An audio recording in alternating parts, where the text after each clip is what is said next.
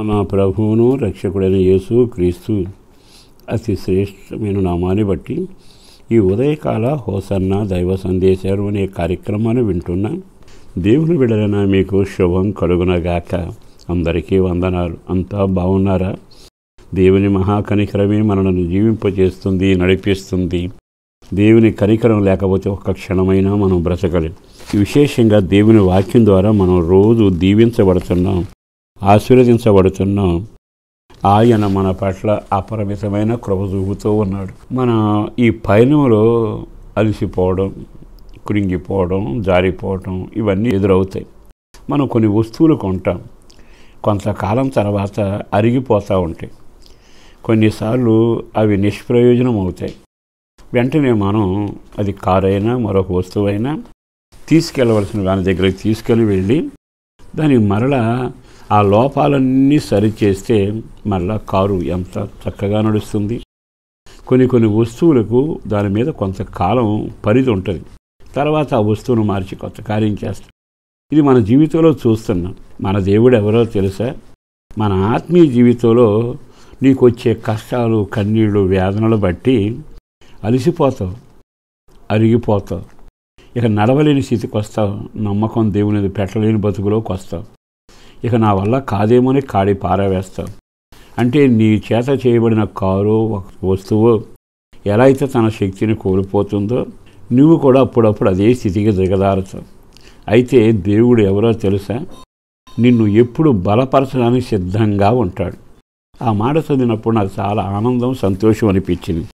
మీరు చాలా జాగ్రత్తగా హెబ్రీ పత్రిక 12వ అధ్యాయము 12వ వాక్యంలో చదివితే, సడలిన చేతులను, సడలిన మోకాళ్ళను బలపరచుడి.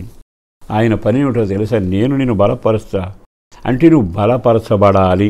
శక్తి తగ్గుతూ ఉంటుందిగా, ఓపిక సన్నగిలుతుందిగా. ఆత్మీయ జీవితంలో కూడా మనం గమనించాల్సింది, రోజు మనం బలం చేత నింపబడాలి, సత్తువు కలగాలి. మరి నీకు ఆత్మలో పోరాటంలో ఓడిపోకుండా జరిగి పరిశుద్ధుల గుంపులో సాగుతూ గమ్యాన్ని చేరాలి అంటే నిన్ను బలపరిచేవాడు ఒక ఆయన ఉన్నాడు. ఆయనే నీ నిర్మాత. నిన్ను బలహీనుడైనప్పుడల్లా చూస్తూ అయ్యో పాపం అనడం, తప్పకుండా నేనున్నాను అంటాడు. కనుక నిన్ను ఆత్మచేత నింపుతాడు. ఆత్మాభిషేకం కలుగుతుంది. ఆత్మ ద్వారా నువ్వు బలపరచబడతావు. నువ్వు చేతులెత్తి ప్రార్థన చేసావు, చేతులెత్తి సముద్రాల పాయలు చేసావు, చేతులెత్తి విత్తనాలు విత్తావు, చేతులెత్తి బాణాలు వేసావు, ఎన్నో కార్యాలు చేసావు, అలసిపోయావు. ఒకప్పుడు దర్జాగా బ్రతికావు, ఘనుడిగా ఊరేగావు. ఇప్పుడు ఎందుకని నీ చేతులు సన్నగిల్లిపోయి వేదన మధ్యలో మిగిలిపోతున్నాయి? కొన్నిసార్లు ఒకప్పుడు ఎంత వేగంగా పరిగెత్తావు, నీ ముందు ఎవరు నిలవలా, ఇప్పుడు నువ్వు సాగలేకపోతున్నావు, మోకాళ్ళు బలహీనమైపోయావు. దేవుడు అంటాడు, నా శక్తి చేత నేను నింపుతాను. నీకు బలమిచ్చే శక్తి పరిశుద్ధాత్మ అభిషేకం.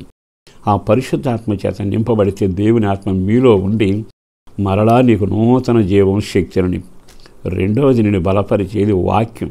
ఈ వాక్యం చదవడం, వాక్యాన్ని వినడం, వాక్యాన్ని అంగీకరించడం, వాక్యం చేత నువ్వు బలం పొందాలి.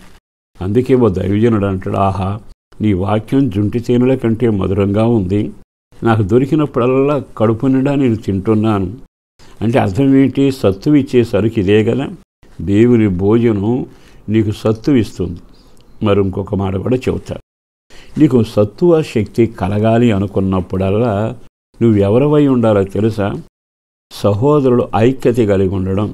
అంటే ఎక్కడ సహవాసం ఉంటుందో ఆ సహవాసంలో వాళ్ళు బలపరచబడతారు. బలం చాలా విలువైన సహవాసం. అందుకే మన వాళ్ళు పురాతన కాలంలో ఆవరణం చుట్టూ కంచె వేసేవాడు. ఆ కంచెను నిలబెట్టి కట్టడం లాగా బాదులు ఒకటి నిలబెట్టేవాడు.